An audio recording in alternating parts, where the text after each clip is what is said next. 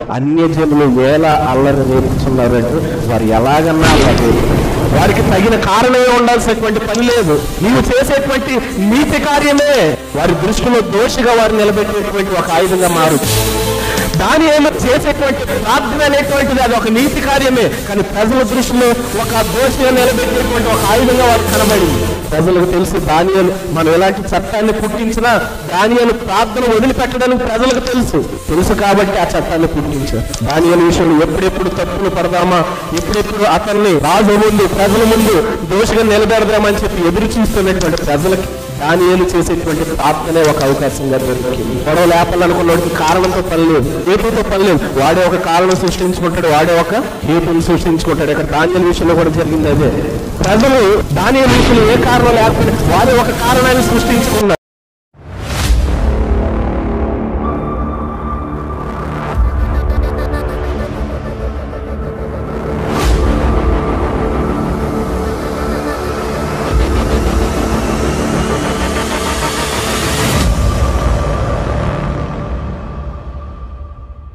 మన ప్రభువును మహాగణుడైన యేసుక్రీస్తు వారి ప్రశస్తమైన నామం పేరిట మీ అందరికీ వందనాలండి.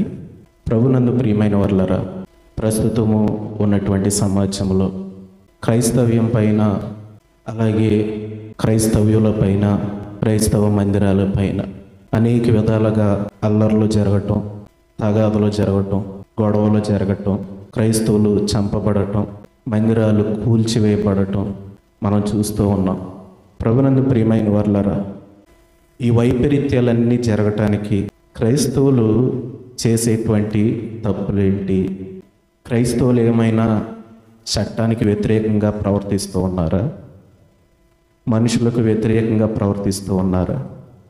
సమాజానికి వ్యతిరేకంగా ప్రవర్తిస్తూ ఉన్నారా? అసలు క్రైస్తవులను చంపటానికి, మందిరాలు కూల్చివేయబడటానికి ఏ కారణం చేత ఇవన్నీ చేస్తూ ఉన్నారనేటువంటిది మనం ఆలోచన చేసినట్లయితే పరిశుద్ధ బైబిల్ గ్రంథంలో నుంచి కొన్ని మాటలు మనం చూసుకుందాం. కీర్తన గ్రంథము 2వ అధ్యాయం 1వ వచనం నుంచి వాక్యాన్ని చదువుకుందాం. అన్యజనులు ఎలా అల్లరి రేపుచున్నారు, జనములు ఎలా వ్యర్థమైన దానిని తలంచుచున్నవి. పరిశుద్ధ బైబిల్ గ్రంథంలో నుంచి మనం చదువుకున్న వాక్యలేఖనంలో మాటలు మనం జాగ్రత్తగా పరిశీలన చేస్తే భక్తుడు చాలా చక్కగా ఇక్కడ ఈ మాటలను రాస్తూ ఉన్నాడు. ఏమంటూ ఉన్నాడంటే, అన్యజనులు ఎలా అల్లరి రేపుచున్నారు అని అంటూ ఉన్నాడు. సాధారణంగా ఈ మాటను మనం ఎప్పుడు వాడతామంటే, ఏ కారణం లేకుండా ఏదైనా గొడవ జరిగినప్పుడు మనం అంటాం, అరే అసలు మనం ఏం చేసామని వాడు ఎంత గొడవ పెట్టాడు అని చెప్పి మనం ఈ మాటను వాడతాం. అంటే ఎలా అల్లరి రేపుతున్నారంటే దాని అర్థం ఏంటంటే, ఏ కారణం లేకుండా అసలు ఎలాగ వీరు ఈ అల్లరి రేపారు అని దాని అర్థం కింద వచ్చింది. ఇక్కడ భక్తుడు మాట్లాడేటువంటి మాట కూడా అర్థం ఏంటంటే, అన్యజనులు ఎలా అల్లరి రేపుచున్నారు అని అంటూ ఉన్నాడు. జనములు ఎలా వ్యర్థమైన దానిని తలంచుచున్నవి. అల్లరి రేపడం ఒక ఎత్తు అయితే, ఆ అల్లరి రేపేటువంటి వాడితో జనాలు కూడా ఏం చేస్తూ ఉన్నారంట, వాడి చెప్పుడు మాటలు విని వారి మాటలకు ఏకీభవించి వారు రేపినటువంటి అల్లరికి సమర్థత పలికి వారితో పాటు ఏకమై మాట్లాడేటువంటి విధానాన్ని మనం ఇక్కడ చూస్తూ ఉన్నాం. అయితే ప్రస్తుతం ఉన్నటువంటి నేటి క్రైస్తవ్యంలో ఉన్నటువంటి పరిస్థితులు కూడా ఇదే. క్రైస్తవుల పైన అల్లర్లు, క్రైస్తవ్యం పైన తగాదులు, మందిరాలను కూల్చివేయటం, క్రైస్తవులను చంపటం, వీటన్నిటికీ ఏదైనా కారణం ఉందంటే ఏ కారణం లేదు. ప్రస్తుతం ఉన్నటువంటి క్రైస్తవ్యంలో ఉన్నటువంటి అలజడి కూడా ఇదే. అసలు ఏం చేశారని క్రైస్తవులు ఎంత దారుణంగా చంపుతూ ఉన్నారు, అసలు ఏం చేశారని క్రైస్తవ మందిరాల్ని ఎంత దారుణంగా కాల్చివేస్తూ ఉన్నారు, కూల్చివేస్తూ ఉన్నారని చెప్పి అర్థం కాని అయోమయమైనటువంటి పరిస్థితుల్లోని ప్రస్తుతం ఉన్నటువంటి క్రైస్తవ సమాజం కూడా ఉంది. అయితే ఒక అల్లరి రేగటానికి, ఒక గొడవ రేగటానికి ఏదైనా కారణం కావాలంటే ఖచ్చితంగా కారణం కావాలి. కానీ ప్రభునందు ప్రియమైనటువంటి వారులారా, ఒక క్రైస్తవుల విషయంలో మాత్రం ఆ కారణాలు ఏమీ లేకుండా గొడవలు జరుగుతూ ఉన్నాయి, అల్లర్లు జరుగుతూ ఉన్నాయి. ఇది ఇప్పుడు జరిగేటువంటి పరిస్థితులేనా అంటే కాదండి. ప్రారంభంలో కూడా పరిశుద్ధ బైబిల్ గ్రంథంలోని భక్తులైనటువంటి వారి పట్ల కూడా జరిగినటువంటి పరిస్థితులు ఇవే. పరిశుద్ధ బైబిల్ గ్రంథంలో మనం ఆలోచన చేస్తే దానియేలు గ్రంథము 6వ అధ్యాయము 4వ వచనం నుంచి చదువుకున్నట్లయితే అక్కడ కొన్ని విషయాలు మనకు అర్థమవుతాయి. అందుకు ఆ ప్రధానులను అధిపతులను రాజ్య పాలన విషయంలో దానియేలు మీద ఏదైనా ఒక నింద మోపవలనని ఉండి తగిన హేతువు కనిపెట్టుచుండిరి గాని దానియేలు నమ్మకస్తుడై ఏ నేరమైనను ఏ తప్పైనను చేయువాడు కాడు గనుక దానియేలులో తప్పైనను లోపమైనను కనుగొనలేకపోయారు. ఇక్కడ చదువుకున్నటువంటి వాక్య లేఖనంలో మాటలు మనం జాగ్రత్తగా పరిశీలన చేస్తే ఈ దానియేలు అనేటువంటి ఈ వ్యక్తి ఆ బబులోను దేశానికి ప్రధానిగా ఉన్నాడు.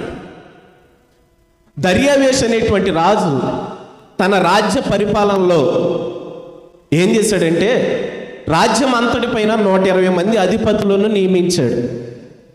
ఆ 120 మంది అధిపతులకు పైగా 3 ప్రధానులను నియమించాడు దర్యావేష్ రాజు. ఆ 3 ప్రధానుల్లో దానియేలు ఒకడు. అంతేకాదు కానీ ఆ 3 ప్రధానుల్లో మిగిలిన 2 ప్రధానుల కంటే దానియేలు యొక్క స్థానము కొంచెం హెచ్చైనటువంటి స్థానంగా రాజు ఉంచాడు. ఇలా ఉండగా ప్రజలు ఏం చేస్తూ వచ్చారంటే దానియేలు పైన రాజ్య పరిపాలన విషయంలో ఏదో ఒక నింద నేరము మోపాలని చెప్పి తగిన హేతువు కనిపెడుతూ ఉన్నారు. మనం చదువుకునేటువంటి వాక్యం అదే. ఒక వ్యక్తి పైన అల్లరి రేపాలి అంటే, ఒక వ్యక్తి పైన గొడవ చేయాలి అంటే, ఒక వ్యక్తిని ఏదైనా చేయాలి అంటే దానికి తగినటువంటి హేతువు ఉండాలి. దానికి తగిన కారణం లేకుండా గొడవ రేపితే సమాజంలో ఉన్నటువంటి వారు కూడా ఏమంటారు, వాడు ఏం చేశాడని మీరు ఇదంతా చేస్తున్నారని చెప్పి తిరిగి మాట్లాడతారు. కాబట్టి ఈ ప్రజలు కూడా ఏం చేశారంటే ఏ కారణం లేకుండా మనం ఈ దానియేలు పైన గొడవ చేయటం మంచిది కాదు. ఈ దానియేలు పైన గొడవ చేయాలి అంటే తగిన హేతు ఏమైనా మనం కనిపెట్టాలి. ఇతడు ఈ దేశం అంతటి పైన 3 ప్రధానుల్లో ప్రాముఖ్యమైనటువంటి వాడిగా ఉన్నాడు కదా. ఈ రాజ్య పరిపాలన విషయంలో ఏదో చోట ఏదో సమయంలో ఏదో ఒక తప్పు చేస్తాడు. కాబట్టి ఈ సందర్భాలలో దానియేలు ఎక్కడెక్కడ ఏ తప్పు చేస్తాడో మనం జాగ్రత్తగా కనిపెడితే ఆ తప్పును బట్టి దానియేలును మనం రాజు దగ్గర దోషిగా నిలబెట్టవచ్చు అని చెప్పి అక్కడ ఉన్నటువంటి ప్రజలందరూ ఆలోచన చేస్తూ ఉన్నారు దానియేలు విషయంలో. ఈ దానియేలు ఎవరంటే బబులోను దేశానికి చెరగా తీసుకొని రాబడ్డటువంటి ఒక యూదుడు. ప్రభునందు ప్రియమైనటువంటి వారులారా, ఈ దానియేలు యూదులలో నుంచి చెరబెట్టి తేబడినటువంటి వాడు. ఈ దానియేలు యెహోవా దేవుణ్ణి సేవించేటువంటి వాడు. అయితే ప్రభునందు ప్రియమైనటువంటి వారులారా, ఆ దానియేలు పైన అక్కడ ఉన్నటువంటి ఆ యొక్క అన్యజనులైనటువంటి వారు రేపేటువంటి అల్లరి ఎలా ఉన్నదనేటువంటిది మనం పరిశీలన చేస్తే తగిన కారణం కోసం వారు ఎదుగుతూ ఉన్నారు దానియేలు పైన అల్లరి రేపుదామని చెప్పి. కానీ అక్కడ వాక్యం చాలా స్పష్టంగా తెలియజేస్తుంది, దానియేలు నమ్మకస్తుడై ఏ నేరమైనను ఏ తప్పైనను చేయువాడు కాడు కనుక దానియేలును తప్పైనను లోపమైనను వారు కనుగొనలేకపోయారని చెప్పి వాక్యం స్పష్టంగా తెలియజేస్తోంది. దానియేలు దేవుని విషయాల్లోనే నమ్మకస్తుడు కాదు, కానీ రాజ్య పరిపాలన విషయంలో తనకు అప్పగించేటువంటి ఆ యొక్క పదవిలో కానీ బాధ్యతలో కానీ ఎంత నమ్మకంగా ఉన్నాడనేటువంటిది వాక్యం చాలా స్పష్టంగా తెలియజేస్తూ ఉంది. ఈ ప్రజలందరూ దానియేలు పైన తగిన హేతువు కోసం కనిపెడుతూ ఉన్నారు. కానీ ప్రజలకు మాత్రం దానియేలులో ఏ హేతువు కనబడలేదు. సరే, దానియేలు ఏ తప్పు కనబడలేదు కదా అని చెప్పి ప్రజలు ఏమైనా వదిలిపెట్టేశారా అంటే లేదండి. మరలా వారు ఏమని ఆలోచన చేస్తూ ఉన్నారో చూద్దాం. అందుక మనుషులు అతను దేవుని పద్ధతి విషయమందే గాని మరి ఏ విషయమందును అతనిలో లోపము కనుగొనలేమనుకొనిరి. ఇక్కడ ప్రజలందరూ ఆలోచన చేస్తూ ఉన్నారు. ఇతని క్యారెక్టర్ పరంగా మనము ఇతనిపై నిందించాలని చూస్తే ఇతని క్యారెక్టర్ విషయంలో ఏ నింద మనకు కనబడలేదు. కాబట్టి క్యారెక్టర్ పరంగా మనం దానియేలుని నిందించాలి అంటే అది మనకి సాధ్యమయ్యేటువంటి పని కాదు.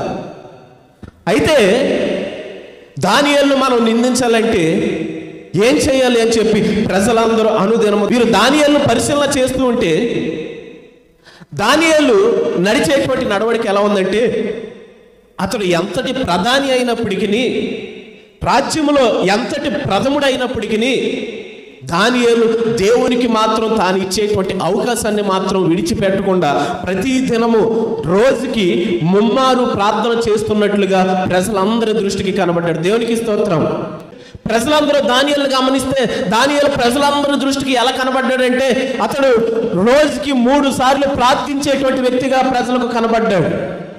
ప్రజలు గమనించి వారిలో ఆలోచన చేసుకుంటూ ఉన్నారు, దానియేలును మనం నిందించాలంటే ఇది ఒక్కటే మనకు అవకాశం. ఇతన్ని దేవుని పద్ధతిని బట్టే తప్ప మరి ఏ విషయం అందులో మనం ఇతన్ని నిందించలేమని చెప్పి ప్రజలందరూ ఆలోచన చేసి వారందరూ ఒక నిర్ణయానికి వచ్చారు. వారందరూ వచ్చినటువంటి నిర్ణయం ఏంటంటే, మనం అందరం రాజు దగ్గరికి వెళ్ళి ఒక తీర్మానాన్ని రాజు రూపొందించమని చెప్పి మనం అడుగుతాం రాజును. ఆ తీర్మానం ఏంటంటే వాక్యలేఖనంలోని మనం పరిశీలన చేస్తే 7వ వచనాన్ని మనం చదువుకుందాం. రాజ్యపు ప్రధానులను, సేనాధిపతులను, మంత్రులను, సంస్థానాధిపతులు అందరూ కూడి రాజు ఒక ఖండితమైన చట్టము స్థిరపరచి దానిని శాసనముగా చాటింపజేయునట్లు యోచన చేసి ఎట్లనగా 30 దినముల వరకు నీ యొద్ద తప్ప మరి ఏ దేవుని యొద్దనైనను మానవుని యొద్దనైనను ఎవడను ఏ మనవి చేయకూడదు. ఎవడైనా చేసిన ఎడలా వాడి సింహముల గుహలో పడదోయబడును. రాజా ఈ ప్రకారముగా శాసనం ఒకటి పుట్టించి వారు అంటూ ఉన్నారు. మనం అందరం కూడి రాజు దగ్గరికి వెళ్దాం. రాజుగారి దగ్గరికి వెళ్ళి రాజును ఒక కొత్త చట్టాన్ని పుట్టించమందాం. ఆ చట్టం ఏంటంటే, నెల రోజుల వరకు రాజే మనందరికీ దేవుడు. ఏ మనుషుడైనా ఏదైనా మనవి చేయాలంటే అది రాజుగారి దగ్గరే చేయాలి. రాజుగారి దగ్గర కాకుండా ఏ మనుషుడైనా వారి దేవుడి దగ్గర కానీ లేదా మరొక మనిషి దగ్గర కానీ వారి గనక మనవి చేసినట్లయితే వారిని సింహాల బోనులో పడవేసేటట్లుగా ఒక చట్టాన్ని మనం పుట్టిద్దాం రాజు దగ్గర అని చెప్పి వారందరూ నిర్ణయించుకొని రాజు దగ్గరకు వచ్చి రాజుతో మాట్లాడుతున్నారు. ఆ ప్రజలందరూ రాజు దగ్గరికి కూడుకొని వస్తే రాజు వీరందరూ ఏ ఆలోచనతో వచ్చారు అని చెప్పి వారందరినీ నుంచోబెట్టి అడుగుతూ ఉన్నాడు, ఏంటయ్యా మీరందరూ కూడి రావటానికి గల కారణం ఏంటి అని చెప్పి ప్రజలందరినీ అడిగినప్పుడు వారందరూ కూడి స్వరం ఎత్తి రాజుతో అన్నారు, రాజా నీవు చిరకాలం జీవించునుగాక అన్నారు. రాజు ఆ మాటకు సంతోషపడ్డాడు. నా క్షేమాన్నే కదా కోరుకుంటున్నారు ప్రజలందరూ అని చెప్పి వారు అన్న మాటకు సంతోషపడ్డ తర్వాత అప్పుడు ప్రజలు అంటున్నారు, రాజా మేము నీ దగ్గర కూడి రావటానికి కారణం ఏంటంటే ఈ నెల రోజుల వరకు ఈ దేశంలో నీవే మాకు దేవుడు, నీవు తప్ప మరి ఎవరో మాకు దేవుడు కాదు. అయితే ఈ నెల రోజుల వరకు ప్రతి మానవుడు చేయవలసినటువంటి పని ఏంటంటే నిన్ను మాత్రమే సేవించాలి. నిన్ను తప్ప వారి దేవుళ్ళకు కానీ మరొక మనుషులకు కానీ వారి బాధను కానీ వారి మనవను కానీ చెప్పుకోవటానికి వీల్లేదు. ఈ విధమైనటువంటి ఒక చట్టాన్ని పుట్టించి నీవు దాన్ని రిలీజ్ చేయ రాజా అంటే రాజు వారి మాటకు సంతోషపడ్డాడు. నెల రోజుల పాటు ప్రజలందరూ నన్నే దేవుడికి కొలుస్తానంటే అంతకంటే నాకు మించిన భాగ్యం ఏముందని చెప్పి రాజు వారి మాటకి సంతోషభరితుడైపోయి సరే మీరు చెప్పినట్లుగానే నేను చట్టాన్ని పుట్టిస్తానని చెప్పి ఆ రాజు వెంటనే అక్కడ ఒక చట్టాన్ని పుట్టించేశాడు. అయితే ప్రభునందు ప్రియమైనటువంటి వారులారా, ఈ ప్రజలైనటువంటి వారు రాజు దగ్గరికి వచ్చి డైరెక్ట్గా దానియేలును ఇరికించేటువంటి ప్రయత్నం చేయలా. వీరందరూ దానియేలును ఎలా ఇరికిస్తే ఆ ఉచ్చులో దానియేలు పడతాడనేటువంటి దానియేలు ఆ వీక్నెస్ పాయింట్ని గుర్తెరిగి రాజు దగ్గర ఈ చట్టాన్ని పుట్టించారు.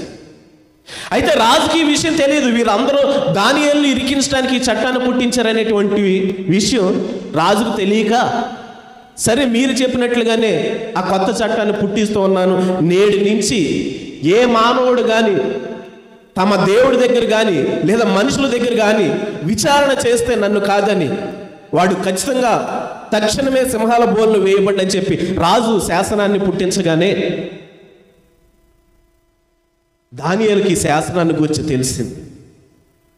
అక్కడ మనం 10వ వచనాన్ని మనం జాగ్రత్తగా పరిశీలన చేస్తే అక్కడ చాలా స్పష్టంగా రాయబడుతోంది, ఇట్టి శాసనము సంతకము చేయబడినని. ఏంటంట? దానియేలుకి తెలిసిందా? ఇట్టి శాసనము సంతకము చేయబడినని. ఎవరి ద్వారాగా సంతకం చేయబడింది? రాజు ద్వారాగా సంతకం చేయబడిందని దానియేలుకి తెలిసింది. ఆ దినాల్లోని రాజు ద్వారాగా ఏ చట్టమైనా రూపొందించబడితే అది చాలా పవర్ఫుల్ చట్టం. అది దాన్ని రద్దుపరిచేటువంటి హక్కు ఆఖరికి దాన్ని రిలీజ్ చేసేటువంటి రాజు కూడా లేదు. ఆ శాసనాన్ని ఏ రాజు అయితే రిలీజ్ చేస్తాడో, ఏ రాజు అయితే ఆ చట్టాన్ని పుట్టిస్తాడో, పుట్టించేటువంటి రాజు కూడా ఆ చట్టాన్ని రద్దు చేసేటువంటి హక్కు లేదు. అయితే ప్రభునందు ప్రియమైనటువంటి వారులారా, ఇలాంటి శాసనము రాజు చేత సంతకము చేయబడిందని చెప్పి దానియేలుకి తెలిసిందంట. తెలిసినప్పుడు దానియేలు ఏం చేయాలి? ఎందుకులే, ఒక నెల రోజులే కదా, నెల రోజులు మనం దేవునికి ప్రార్థన చేయకపోతే ఏమన్నా అయిపోద్దా? నెల రోజులు ఎంత కళ్ళు మూసుకొని కళ్ళు తెరిస్తే అయిపోతుంది, మనం నెల రోజులు ప్రార్థన చేసి అనవసరంగా చిక్కుల్లో పట్టం ఎందుకులే అని చెప్పి దానియేలు నెమ్మదిగా సైలెంట్గా ఉండాలి, అంతే కదా. ఏమండి? కానీ దానియేలు అలా అనుకోలేదండి. ఆ శాసనాన్ని పుట్టించినటువంటి విషయం దానియేలుకి తెలిసి ఏం చేస్తున్నాడు చూద్దాం. ఇట్టి శాసనము సంతకము చేయబడినని దానియేలు తెలుసుకొనినను అతడు తన ఇంటికి వెళ్ళి, ఎప్పుడు? శాసనము రిలీజ్ చేయబడినటువంటి ఆ రోజే. కొన్ని రోజులు గడవలా, అలాగే వారాలు కూడా గడవలా. శాసనము రిలీజ్ చేయబడినటువంటి ఆ రోజే దానియేలుకు తెలిసింది ఇలాంటి శాసనం రాజు ద్వారాగా పుట్టించబడిందని. శాసనాన్ని రిలీజ్ చేయబడినటువంటి ఆ రోజే దానియేలు ఏం చేశాడంటే తిన్నగా తన ఇంటికి వెళ్ళి ఏం చేస్తూ ఉన్నాడు? తన ఇంటి చదవండి. ఇంటికి వెళ్ళి అతడు తన ఇంటికి వెళ్ళి యథాప్రకారముగా అనుదినము ముమ్మారు మోకాళ్ళుని తన ఇంటి పైగది కిటికీలు యెరూషలేము తట్టునకు తెరవబడి ఉండగా తన దేవునికి ప్రార్థన చేయొచ్చు, ఆయనను స్తుతించచ్చు వచ్చను. దేవునికి స్తోత్రం. ఏమండి, ఒక నెల రోజులు ప్రార్థన చేయకపోతే మనిషికి ఏమన్నా అయిపోద్దండి? పరిశుద్ధ బైబిల్ గ్రంథంలోని లేఖనంలో మాటలను మనం జాగ్రత్తగా పరిశీలన చేసినట్లయితే దానియేలుకి ఈ శాసనాన్ని రాజు రిలీజ్ చేశాడనేటువంటి విషయం తెలిసినప్పటికీ ఆ శాసనాన్ని రిలీజ్ చేసినటువంటి ఆ రోజే దానియేలు తన ఇంటికి వెళ్ళి రిలీజ్ చేసేటువంటి ఆ రోజు కూడా ప్రార్థన విడిచిపెట్టకుండా క్రమం ప్రకారం యథాప్రకారముగా రోజుకి 3 సార్లు అనుదినము ప్రార్థన చేయవచ్చును అని వాక్యలేఖనంలో చాలా స్పష్టంగా మనకి ఇక్కడ తెలియజేయబడుతోంది. దానియేలు తన జీవితంలో ఒక్కరోజు ప్రార్థనను విడిచిపెడటానికి ఇష్టపడాలా? మన జీవితంలో మనం ఎన్ని దినాలు ప్రార్థనను నిర్లక్ష్యం చేస్తూ ఉన్నాం? మన జీవితంలో ఎన్ని దినాలు ప్రార్థనకి దేవునికి దూరంగా ఉంటూ ఉన్నాం? ప్రార్థన ఒక మనిషి విడిచిపెడతామంటే అది దేవునికి దూరంగా ఉండటం అనేటువంటి విషయాన్ని మనం జాగ్రత్తగా పరిశీలన చేయాలి. దేవునికి దూరంగా ఉండటానికి, ప్రార్థనను విడిచిపెడటానికి దానియేలుకి ఒక్కరోజు కూడా దూరం అవటం ఇష్టం లేదు. వాక్యంలో చాలా స్పష్టంగా రాయబడం, అతడు ముమ్మారు రోజుకి 3 సార్లు ప్రార్థిస్తూ వస్తూ ఉన్నాడు. క్రైస్తవుల యొక్క జీవితంలో కనీసం రోజుకు 3 సార్లు ప్రార్థన చేయాలండి. దావీదుని గురించి రాయబడి అతడు దినానికి 3 సార్లు ప్రార్థిస్తూ 7 సార్లు స్తుతించేటువంటి వాడిగా ఉన్నాడు దావీదు. ఈరోజు మన జీవితంలో ప్రార్థన ఇది. దానియేలుని ఆ బానిసగా వచ్చినటువంటి వాడైనప్పటికీ, బానిసగా వచ్చినటువంటి ఒక బబులోను దేశంలో ఒక ప్రధానిగా ఉండటానికి ప్రధానమైనటువంటి కారణం ఏంటో తెలుసా? అతడు చేసినటువంటి ప్రార్థనే. దేవునికి స్తోత్రం. ఆ దానియేలుకు తెలుసు అతడు ఆ ప్రధానిగా ఉండటానికి కారణమైంది ఆ ప్రార్థనే. అతడు చేసేటువంటి ప్రార్థనే అతను ఆ స్థానంలో నిలవబెట్టిందని చెప్పి దానియేలుకు తెలుసు. కాబట్టి దానియేలు ఆ ప్రార్థన వదలలేకపోతూ ఉన్నాడు. ఒక ప్రార్థన మనిషి యొక్క జీవితంలో చేసేటువంటి అద్భుతాలు ఎలాగ ఉంటాయనేటువంటిది మనం ఆలోచన చేస్తే దానియేలు యొక్క జీవితం మనకి ఉదాహరణ అండి. ప్రభునందు ప్రియమైనటువంటి వారు, ఇక్కడ వాక్యంలో స్పష్టంగా మనం జాగ్రత్తగా పరిశీలన చేసినట్లయితే, ఇట్టి శాసనము సంతకము చేయబడినని దానియేలు తెలుసుకుని అతను తన ఇంటికి వెళ్ళి యథాప్రకారముగా అనుదినము ముమ్మారు మోకాళ్ళుని తన ఇంటి పైగది కిటికీలు యెరూషలేము తట్టునకు తెరవబడి ఉండగా తన దేవునికి ప్రార్థన చేయొచ్చు, ఆయనను స్తుతించవచ్చును. ప్రజలకు భయపడాల దానియేలు, చట్టానికి భయపడాల దానియేలు, రాజుకు భయపడాల. రాజుకు భయపడనంత వరకు భయపడ్డాడు దానియేలు. ఎంతవరకు అంటే దేవుని విషయం కాకుండా వేరే విషయాల్లో భయపడ్డాడు. కానీ దేవుడు ప్రాముఖ్యమా రాజు ప్రాముఖ్యమా అనేటువంటి విషయాన్ని మనం దానియేలు జీవితంలో మనం పరిశీలన చేస్తే, రాజు కంటే దేవునికే దానియేలు ఎక్కువ ప్రాధాన్యతనిచ్చాడు. దేవునికి స్తోత్రం. ప్రజలు అది గమనించారు. ప్రజలకు తెలుసు దానియేలు మనం ఎలాంటి చట్టాన్ని పుట్టించినా దానియేలు ప్రార్థన వదిలిపెట్టడానికి ప్రజలకు తెలుసు కాబట్టి ఆ చట్టాన్ని పుట్టించారు. అంటే ప్రజల దృష్టిలో కూడా దానియేలు ఎంత ప్రార్థన పడో ఒకసారి పరిశీలన చేయాలి. ఆ ప్రజలందరికీ తెలుసు మనం ఎలాంటి ప్రార్థన రద్దు చేసేటువంటి ఒక చట్టాన్ని పుట్టిస్తే దానియేలు ఖచ్చితంగా ప్రార్థన చేస్తాడు. ఎన్ని చట్టాలు పుట్టించినా అతను ప్రార్థన చేయటం నాడని ప్రజలకు తెలిసి ఈ చట్టాన్ని రాజు ద్వారా పుట్టిస్తే వారు అనుకున్న ప్రకారంగానే దానియేలు తన యొక్క ఇంటి పైగది కిటికీలు యెరూషలేము వైపు తెరిచుండగా ఆ కిటికీలో నుంచి యెరూషలేము వైపు అతడు తిరిగి దేవునికి ప్రార్థన చేస్తూ దేవుని స్తుతించుచుండెను అని రాయబడిన వాక్యం. అయితే ప్రభునందు ప్రియమైనటువంటి వారు, దానియేలు విషయంలో ఎప్పుడెప్పుడు తప్పులు పడదామా, ఎప్పుడెప్పుడు అతన్ని రాజు ముందు ప్రజల ముందు దోషిగా నిలబెడదామని చెప్పి ఎదురు చూస్తున్నటువంటి ప్రజలకి దానియేలు చేసేటువంటి ప్రార్థనే ఒక అవకాశంగా దొరికింది. మొదటిగా మనం చదువుకున్నటువంటి వాక్యం, అన్యజనులు వేల అల్లరి రేపుతున్నారు అంటే వారు ఎలాగన్నా అల్లరి రేపుతారు. వారికి తగిన కారణమే ఉండాల్సినటువంటి పని లేదు. నీవు చేసేటువంటి నీతి కార్యమే వారి దృష్టిలో దోషిగా వారిని నిలబెట్టేటువంటి ఒక ఆయుధంగా మారచ్చు. దానియేలు చేసేటువంటి ప్రార్థన అనేటువంటిది అది ఒక నీతి కార్యమే, కానీ ప్రజల దృష్టిలో ఒక దోషిగా నిలబెట్టేటువంటి ఒక ఆయుధంగా వారికి కనబడింది. ఈరోజు అనేక దేవుని మందిరాలు కూల్చివేయబడుతూ ఉన్నాయంటే, అనేక మంది క్రైస్తవులు హతసాక్షులుగా మరణిస్తూ ఉన్నారంటే దానికి కారణం ఏంటంటే వారు చేసినటువంటి తప్పులు దోషాలు ఏమి లేవండి, వారు చేసినటువంటి ప్రార్థనే వారిని దోషులుగా చేసి వారిని హతసాక్షులుగా చేస్తూ ఉన్నారు. దేవునికి స్తోత్రం. ఇక్కడ వాక్యలేఖనంలో మాటలు మనం జాగ్రత్తగా పరిశీలన చేస్తే దానియేలు విషయంలో కూడా అదే చేశారు. ఆ జనులు అన్యజనులు ఎలా అల్లరి రేపుతున్నారంటే వారు తగిన హేతువు తగిన కారణం లేకపోయినా వారి కారణాన్ని ఎత్తుకున్నారు. ఒక వ్యక్తి ఎప్పుడైతే అల్లరి రేపాలనుకుంటాడో దానికి తగిన హేతువు లేకపోయినా తగిన కారణం లేకపోయినా ఆ వ్యక్తి ఒక కారణాన్ని సృష్టించుకొని గొడవ లేపుతాడు. గొడవ లేపాలనుకున్నవాడికి కారణంతో పని లేదు, హేతువుతో పని లేదు. వాడే ఒక కారణం సృష్టించుకుంటాడు, వాడే ఒక హేతువుని సృష్టించుకుంటాడు. ఇక్కడ దానియేలు విషయంలో కూడా జరిగింది అదే.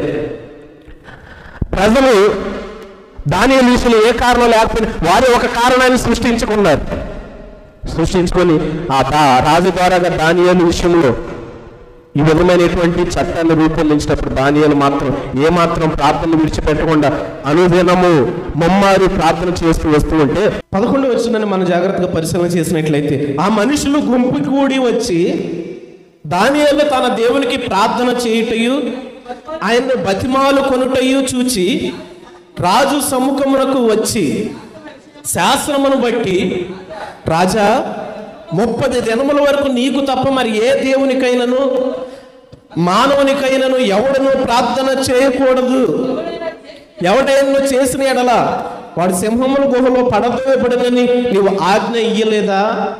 ప్రజలందరూ రాజు దగ్గరికి వచ్చారు. దానియేలు ప్రార్థన చేయటం చూసి ప్రజలందరూ రాజు దగ్గరికి వచ్చి రాజుతో అంటూ ఉన్నారు. రాజు అడుగుతున్నాడు, ఏంటయ్యా మళ్ళీ వచ్చారంటే, రాజా నువ్వు ఒక శాసనాన్ని పుట్టించావు కదా, 30 దినాల వరకు ఏ మనుషుడైనా వారి దేవుని దగ్గర కానీ మరో మనిషి దగ్గర కానీ వారి మనవి చేయకూడదు.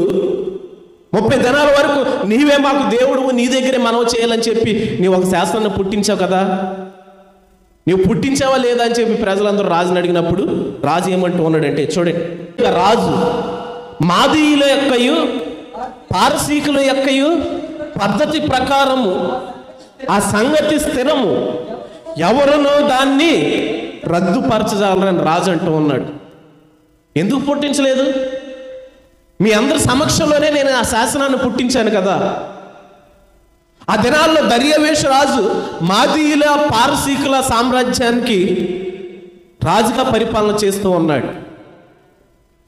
ఆ సామ్రాజ్యం ప్రకారం అక్కడ దర్యావేషు ఉంటూ ఉన్నాడు. మాదీయుల యొక్కయు పారసీకుల యొక్కయు పద్ధతి ప్రకారము ఈ సంగతి స్థిరము అంటూ ఉన్నాడు. నేను పుట్టించిన మాట నిజమే అని అంటే అక్కడ మరలా రాజు అంటూ ఉన్నాడు, ఎవరునూ దాన్ని రద్దుపరచచాలరా నేను రాజు అంటూ ఉన్నాడు.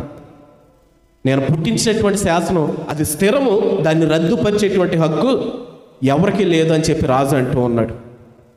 అయితే అప్పుడు ప్రజలు ఏమంటూ ఉన్నారో చూడు.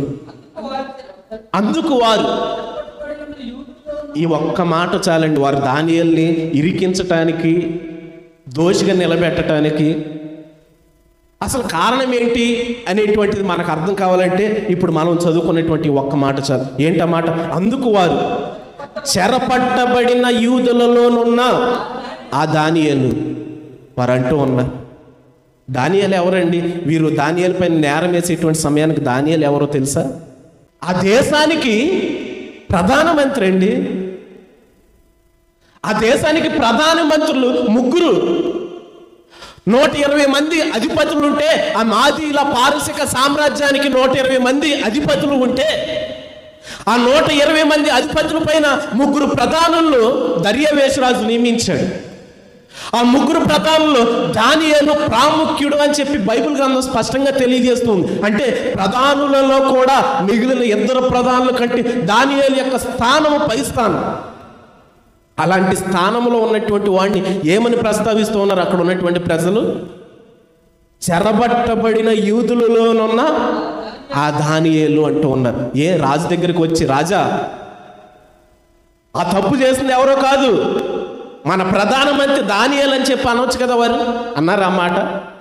అంటే వీరి యొక్క ఉద్దేశం ఏంటంటే దానియేలు ఒక చెరబట్టబడినటువంటి వాడు, ఒక చెరపట్టబడినటువంటి వ్యక్తి మన పైన అధికారిగా ఉండటం ఏంటి? ఒక చెరపట్టబడినటువంటి వ్యక్తి ఈ దేశంలో ఒక బానిసగా ఉండాలి. ఆ దినాల్లోని ఏదైనా ఒక దేశం మరొక దేశం పైకి యుద్ధానికి వెళ్తే అక్కడ ఉన్నటువంటి వారిని చెరబట్టి తమ దేశానికి తీసుకుని వచ్చి బానిసలుగా చూసేటువంటి వారు. అది ప్రజల యొక్క పద్ధతి. అయితే ఇక్కడ పూర్తిగా రివర్స్గా జరిగింది. ఆ కల్దీయుల దేశంలోని లేదా బబులోను దేశంలోని బానిసగా ఉండవలసినటువంటి దానియేలు ఏ స్థానంలో ఉన్నాడంటే ప్రజలనే ఏలేటువంటి స్థానంలో దానియేలు ఉన్నాడు. దేవునికి స్తోత్రం. ఒక బానిసగా ఉండవలసినటువంటి దానియేలు ఆ దేశానికి, బబులోను దేశానికి చెరగా వచ్చి కూడా ప్రజలనే ఏలేటువంటి స్థానంలో ఉండటానికి గల ప్రధానమైనటువంటి కారణం ఏంటంటే అతడు చేసినటువంటి ప్రార్థనే, అతడు నిలవబడ్డటువంటి విధానమే, అతడు చెరపట్టబడినటువంటి ఆ దినాలలోనే రాజు కొన్ని దినాల వరకు వారిని ప్రత్యేకించి ఈ విధమైనటువంటి రాజభోగాలను వారికి పెట్టండి అని చెప్పి, అంటే దానియేలు ఆ మొదట్లోనే వాటిని తినటానికి ఇష్టపడకుండా తను తాను ప్రత్యేకించుకున్నాడండి రాజు దగ్గర. దేవుని దగ్గర తను తాను ప్రత్యేకించుకున్నటువంటి విధానం, దేవుని దగ్గర తాను ప్రార్థన చేసినటువంటి విధానం, అతడు బానిసగా వెళ్ళేటువంటి ఆ దేశంలోనే అంతకంతకు వర్ధిల్లేటట్లుగా చేసింది. దేవునికి స్తోత్రం. మనం చేయవలసింది ఏం లేదు. వాక్యం అంటూ ఉంది, నీవు పవిత్రుడివై యథార్థవంతుడు అని ఎడల నీ నీతికి తగినట్లుగా నీ నివాస స్థలాన్ని వర్ధిల్ల చేస్తాను. అప్పుడు నీ స్థితి మొదట కొద్దిగా నుండినను తొదక నీవు మహాభివృద్ధి చెందుతావని యోబు గ్రంథంలో స్పష్టంగా రాయబడుతూ ఉంది. దానియేలు చేసిన పని అదే. పవిత్రమైనటువంటి జీవితాన్ని నడుచుకున్నాడు. రాజ్యపాలన విషయంలో తప్పు దొరకలేదు, క్యారెక్టర్ విషయంలో తప్పు దొరకలేదు. దానియేలు దైవికమైనటువంటి విషయాల్లో తప్పు పడటానికి ప్రయత్నించారు ప్రజలు. వారందరూ వచ్చి అంటూ ఉన్నారు, వారి మనసులో ఉన్నటువంటి ఉద్దేశం ఒకటే, చెరబట్టిన వీడు మనల్ని పరిపాలించడం ఏంటి? మనం పరిపాలిస్తే మన కింద బానిసగా ఉండవలసినటువంటి వీడు మనల్ని పరిపాలించేటువంటి స్థానంలో ఉండటం ఏంటి అని చెప్పి చూసి వారం లేకుండా రోజు రోజుకి దానియేలు పైన విషాన్ని చిమ్ముతూ ఉన్నారు. అది ఎప్పుడు బయటపడిందంటే రాజు పుట్టించినటువంటి శాసనాన్ని దానియేలు మీరినప్పుడు రాజు దగ్గర వీరు మాట్లాడేటువంటి మాటల్లో బయటపడింది. అప్పుడు వారు అంటూ ఉన్నారు, ఎవరు ఆ దోషని రాజు అడిగితే అప్పుడు వారు అనేటువంటి మాట ఏంటంటే, అందుకు వారు చెరపట్టబడిన యూదులలో ఉన్న ఆ దానియేలు నిన్నే కానీ నీవు పుట్టించిన శాసనమునే కానీ లక్ష్య పెట్టక అనుదినము ముమ్మారు ప్రార్థన చేయించు వచ్చుచున్నాడని వారంటూ ఉన్నారు. ప్రధాని మంత్రి అయిన ఆ దానియేలు అనేటువంటి మాటను వారు అనకుండా ప్రధానమంత్రి అనేటువంటి విషయము వారి మనసులో పెట్టుకోకుండా చెరపట్టబడినటువంటి యూదుల్లో ఉన్నటువంటి దానియేలు అనేటువంటి విషయాన్ని వారి మనసులో పెట్టుకున్నారు. దానియేలు ప్రధానిగా ఉండటం రాజుకి ఇష్టమైంది, కానీ ప్రజలకి అధిపతికి ఇష్టం కాలేదు. కాబట్టి వారి దానియేలు ప్రధానమంత్రి స్థానంలో ఉన్న వీరు చూసేటువంటి చూపు ఎలా ఉందంటే ఒక చెరబట్టబడినటువంటి యూదుడనేటువంటి విధంగానే ఉంది. ఒక మనిషి పైన ఎప్పుడైతే వారి ఉద్దేశము వారి భావన మారిద్దో ఆ మారినటువంటి వ్యక్తి ఎప్పుడెప్పుడు ఆ వ్యక్తిని తప్పు పడదామా అని చెప్పి ప్రయత్నిస్తాడు.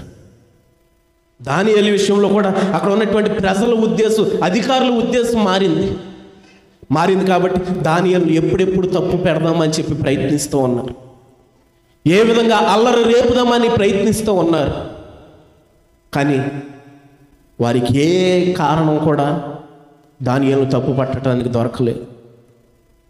కానీ రాజు శాసించినటువంటి ఆ యొక్క శాసనాన్ని బట్టి దానియేలు తప్పు పట్టి రాజుతో అంటూ ఉన్నారు, చెరపట్టబడిన యూదుల్లోనున్న ఆ దానియేలు నిన్నే కానీ నీవు పుట్టించిన శాసనాన్ని కానీ లక్ష్య పెట్టక అనుదినం ముమ్మారు ప్రార్థన చేయొచ్చు వచ్చున్నాడని చెప్పి ప్రజలు దానియేలు పైన కంప్లైంట్ ఇచ్చినప్పుడు రాజు ఏమనాలా? అత్యాగ్రహంతో రగిలిపోవాలి. ఎందుకని? ఇదే సిచ్యువేషను నెబుకద్నెజరు పరిపాలనలో వచ్చిందండి. అయితే ఇక్కడేమో దర్యావేషునే దేవుడిగా పూజిస్తామని వచ్చారు. నెబుకద్నెజరు పరిపాలనలో ఒక ప్రతిమను నిలవబెట్టి, దురాయన మైదానంలో ఒక ప్రతిమను నిలవబెట్టి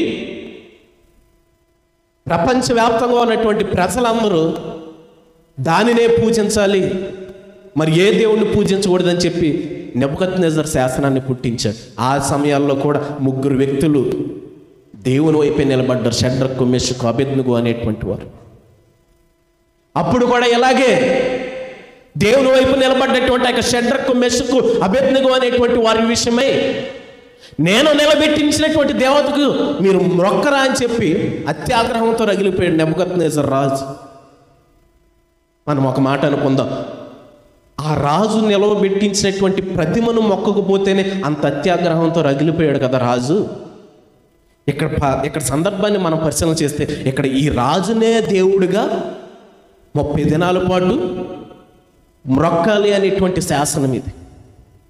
తాను నిలవబెట్టించేటువంటి ప్రతిమను మొక్కకపోతే ఆ రాజుకి అంత కోపం వస్తే ఇక్కడ దేవుడిగా పూజించవలసినటువంటి ఈ దర్యావేషు రాజును దేవుడిగా పూజించకపోతే మరి ఈయనకి ఎంత కోపం రావాలి?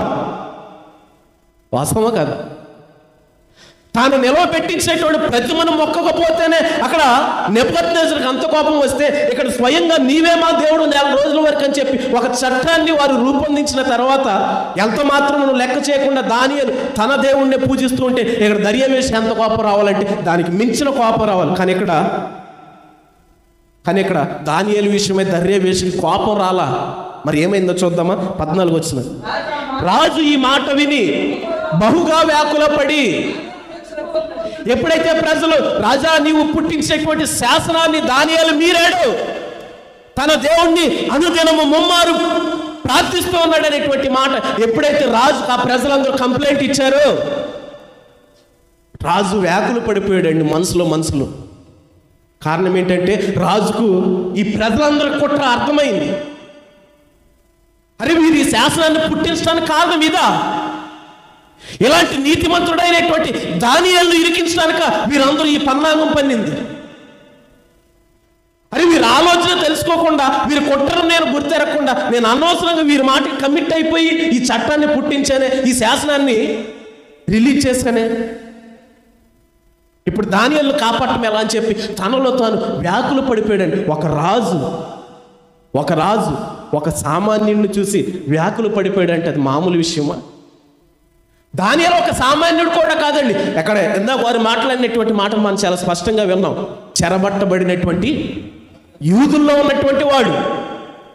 అంటే అక్కడ ఉన్నటువంటి ప్రజలు కూడా దానియేలుని అతడు ప్రధానమంత్రి స్థానంలో ఉన్న వారికంటే తక్కువ వాడిగానే భావిస్తూ ఉన్నారు. వారు మేము ఈ దేశంలో ఉన్నవారు, నువ్వు చెరబట్టబడిన వాడు అన్నట్లుగానే చూస్తూ ఉన్నారు దానియేలు వారు ప్రధానమంత్రి స్థానంలో ఉన్న.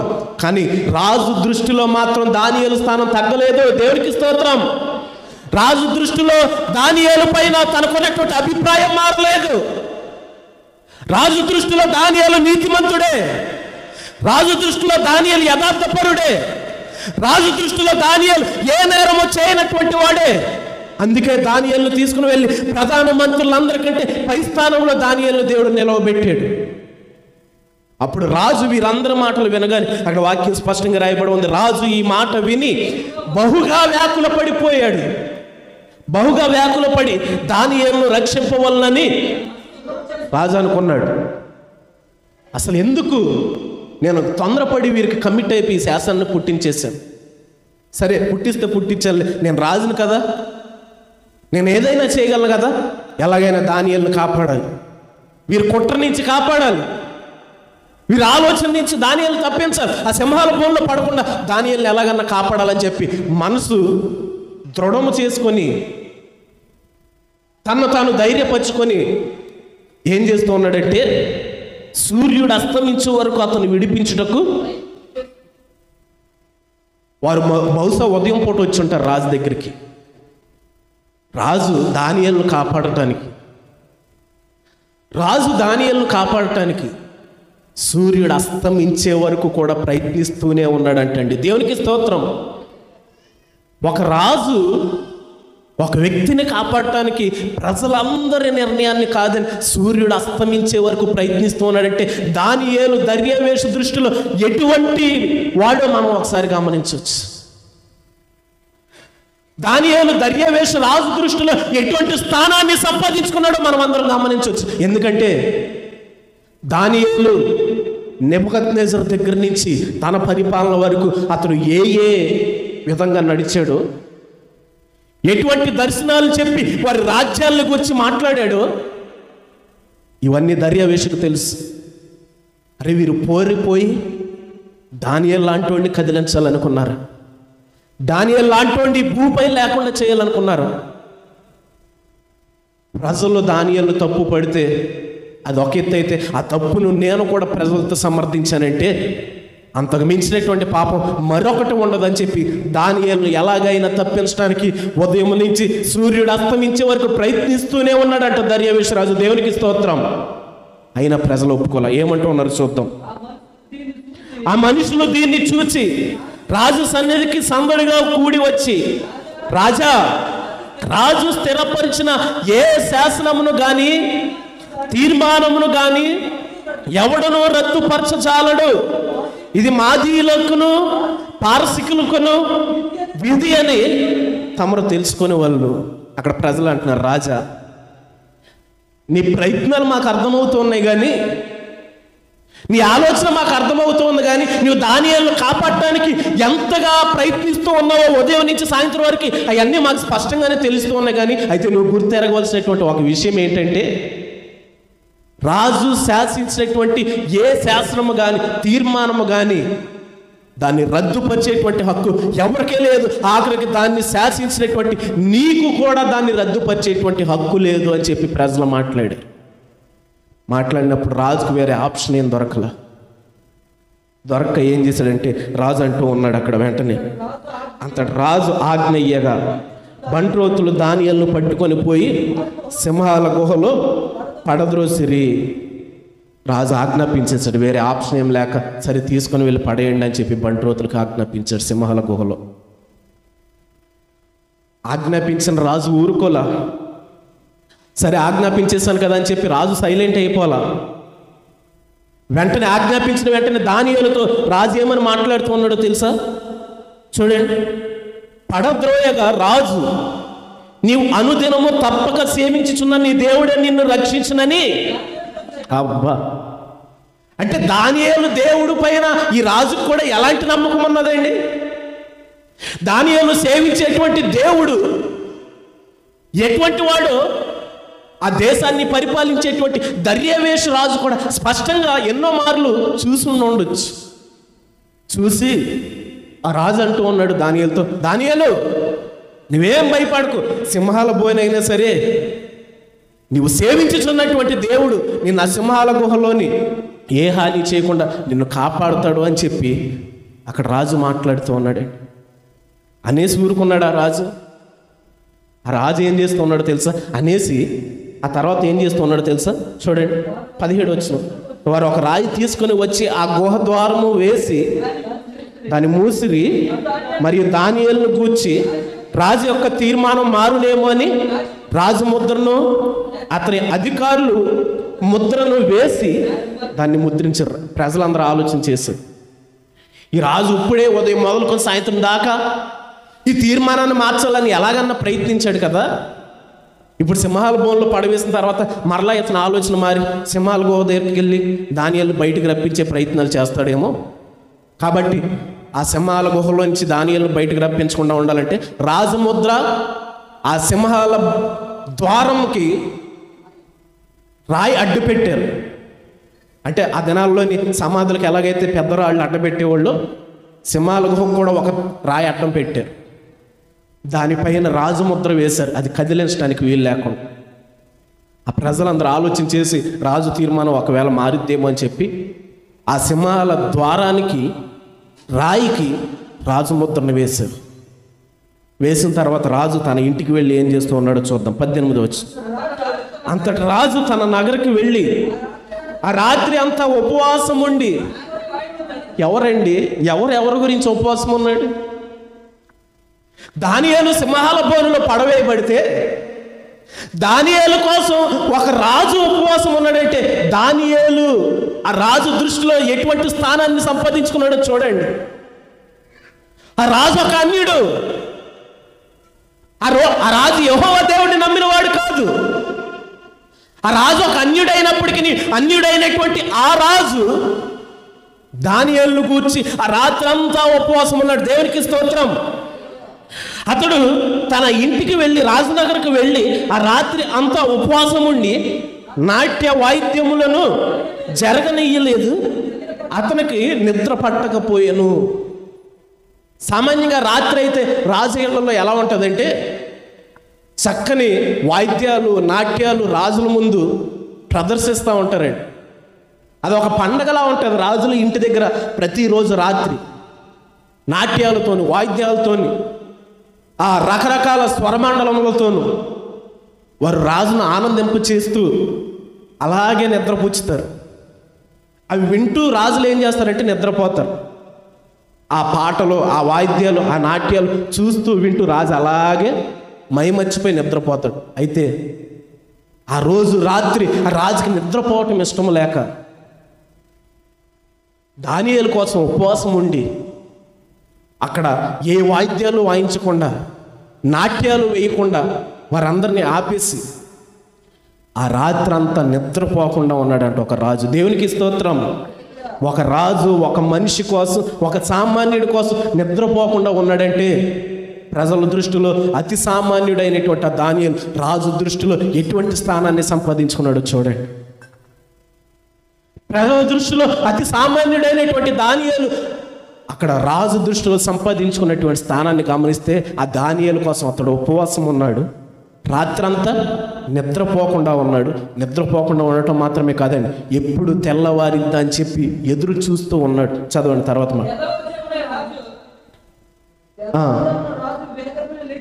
తెల్లవారుజామున రాజు వేగిరమై లేచి, ఎప్పుడంట అంటే రాజు ఎందుకు నిద్రపోకుండా ఉన్నాడంటే ఆ రోజు రాత్రి అంతా ఎప్పుడు తెల్లవారితే ఎప్పుడు ఆ సింహాల బోను దగ్గరికి పరిగెడదాం. కారణం ఏంటంటే సింహాల బోనులో పడవేయబడ్డటువంటి వ్యక్తిని తెల్లవారితే రిలీజ్ చేసేటువంటి హక్కు మరలా రాజుకు వస్తుంది. దేవునికి స్తోత్రం. తెల్లవారితే మరలా దానియేలు సింహాల బోనుల నుంచి బయటికి రిలీజ్ చేసేటువంటి హక్కు రాజుకు వస్తుంది. కాబట్టి ఎప్పుడు తెల్లవారిద్దా తెల్లవారగానే మరలా నాకున్నటువంటి అధికారం ప్రకారంగా నేను దానియేలును బయటకు రప్పించవచ్చు అని చెప్పి నిద్రపోకుండా చూస్తూ ఉంటే రాజు ఇలా చూస్తూ ఉండగా తెల్లవారబోతూ ఉంది.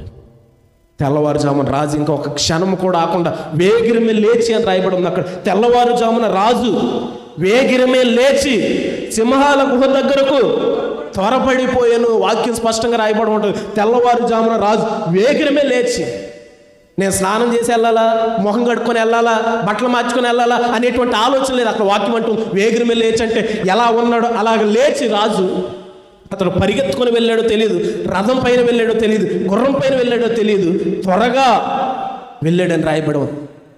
తెల్లవారుజామున రాజు వేగిరమే లేచి సింహాల గుహ దగ్గరకు త్వరపడిపోయాను అని రాయబడి ఉంది. ఎప్పుడు తెల్లవారిద్దని నిద్రపోకుండా ఎదురు చూస్తున్నటువంటి రాజు తెల్లవారుజాము అవుతుందని తెలుసుకోగానే త్వరగా ఆ సింహాల గుహ దగ్గరికి పరిగెత్తుకొని పోయి దుఃఖ స్వరముతో బిగ్గరగా ఆ రాజు కేకలు వేయటం మొదలుపెట్టాడు. ఏమనో చూడండి. అతను గుహ దగ్గరకు రాగానే దుఃఖ స్వరముతో దానియేలును పిలిచి, జీవము గల దేవుని సేవకుడు అయిన దానియేలు, నిత్యము నీవు సేవించుచున్నా నీ దేవుడు నిన్ను రక్షించగలిగినా అని అడిగాను. ఇంకా ఏ నమ్మకం ఉందండి? ఒక నైట్ అంతా సింహాల బోనులో పడవేయబడ్డటువంటి వ్యక్తి బ్రతుకుతాడనేటువంటి నమ్మకం ఇంకా రాజుకున్నదా? ఉంది కాబట్టి సింహాల గుహ దగ్గరికి వచ్చి పిలుస్తూ ఉన్నాడు.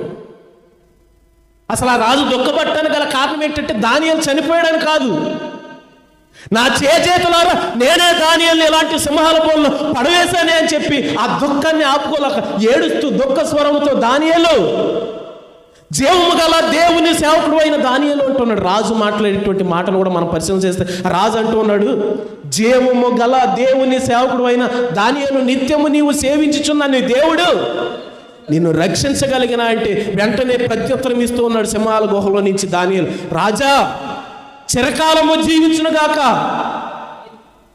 నేను నా దేవుని దృష్టికి నిర్దోషిగా కనబడుతాను కనుక సింహాలు నాకు ఏ హాని చేయకుండా దేవుడు తన దూతలకు ఆజ్ఞాపించి వాటి నోళ్లను మూయించునని చెప్పి దానియేలు స్పష్టం చేస్తే వెంటనే రాజు అక్కడ ఉన్నటువంటి బంట్రోతులు పిలిపించాడు. ఎవరక్కడని పిలవగానే బంట్రోతులు వచ్చేసారు.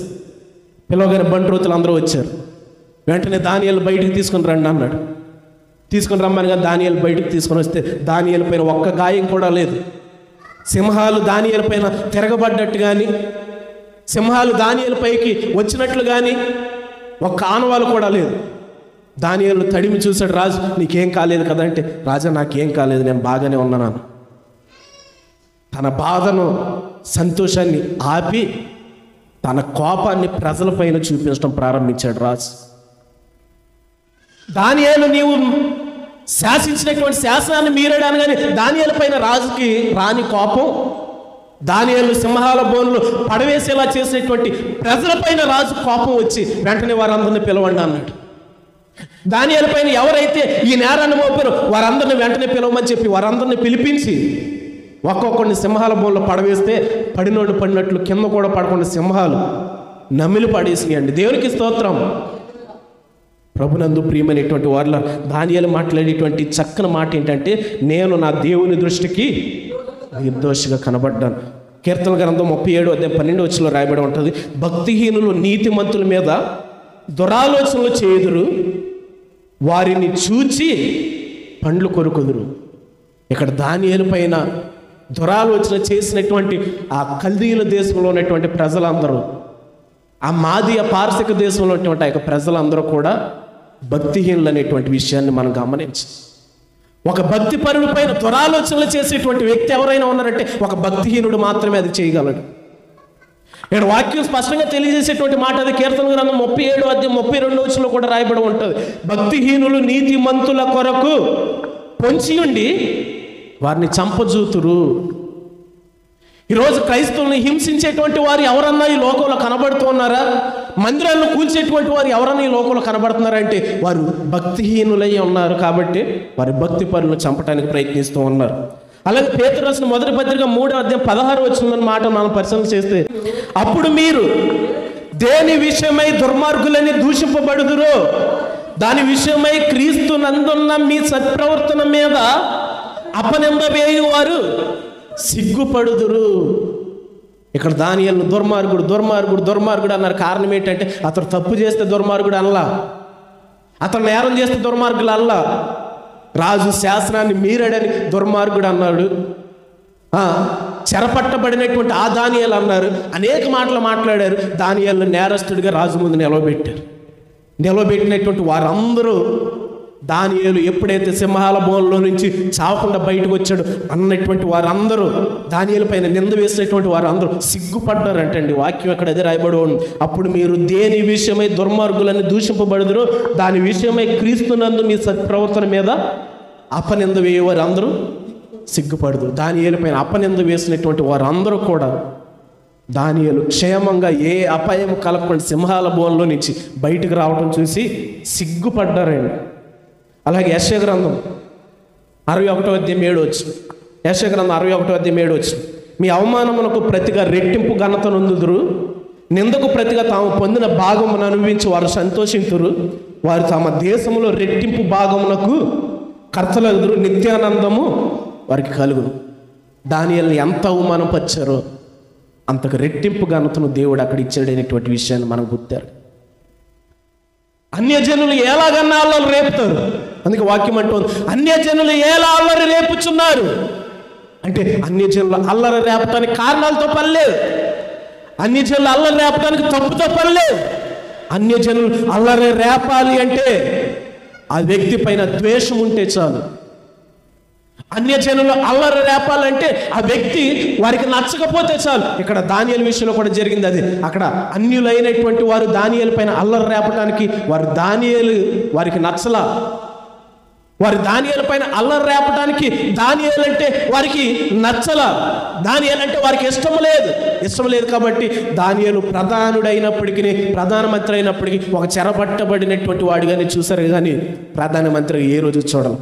అయితే ప్రభునందు ప్రియమైనటువంటి వాళ్ళ ప్రజల దృష్టిలో ఎంత అవమానం పొందినా దేవుడు తిరిగి దానికి రెట్టింపు ఘనతను ఇచ్చేటువంటి వాడు. ఈరోజు నువ్వు నేను ఆ స్థానంలో ఉన్నా సరే, దైవికమైనటువంటి విషయాల్లో నీవు ఎంత అవమానం పొందినా సరే, నీ పైన ఎన్ని నిందలు వేసినా సరే, నిన్ను ఎన్ని విధాలుగా మాట్లాడినా సరే, నీకు అంతకు మించినటువంటి రెట్టింపు ఘనతను దేవుడు దయచేస్తాడు. ఆ విధంగా మనం అందరూ దేవుని కోసం నిలబడేటువంటి వారుగా ఉండాలని చెప్పి దేవుడి కొద్ది వాక్యం ద్వారా మనందరినీ దీవించి ఆశీర్వదించునుగాక.